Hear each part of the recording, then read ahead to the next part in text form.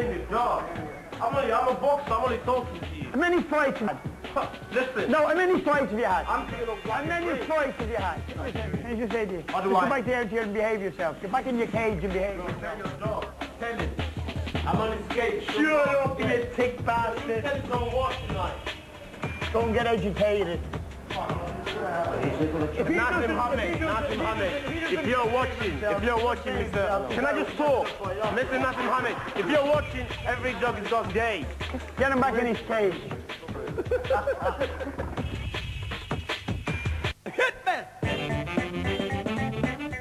It seemed a marriage from heaven, but ended in bitter divorce. They met when Naseem was 7.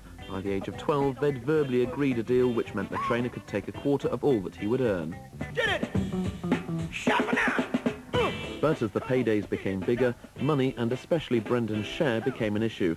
Naz's marketability grew across the Atlantic. The hype for the fights became even more outrageous, and slowly the pair drifted apart. The final nail in the coffin came with the publication of a book to which Brendan contributed heavily. Just a few months after its publication, they were heading their separate ways.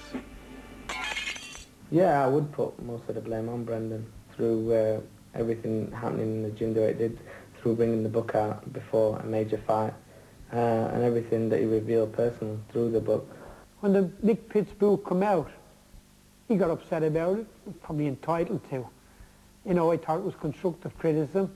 He said, you get me away, me training secrets and everything else. After that, he was in here training at 7 o'clock in the morning doing what he was doing when he was 20.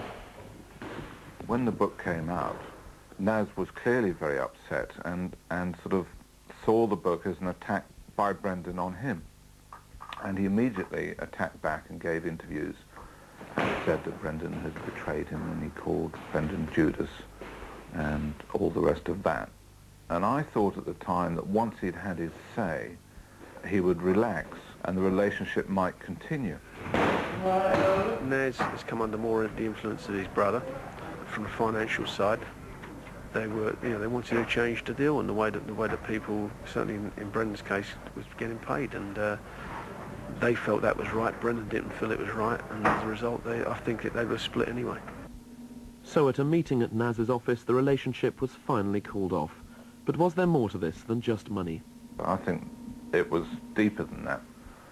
I think that they didn't properly acknowledge the contribution of each other. And Brendan would sort of take the view that give me any 7-year-old and I can turn him into a world champion. From Naz's point of view, all his gifts come from God. If he'd walked into any gym as a 7-year-old, he would have walked out 10 years later or 12 years later as a world champion. You know, I personally am disappointed because I think that a winning team should always stick together. It is a shame what's happened, but at the end of the day, it has happened. Only time will see if it's for the best.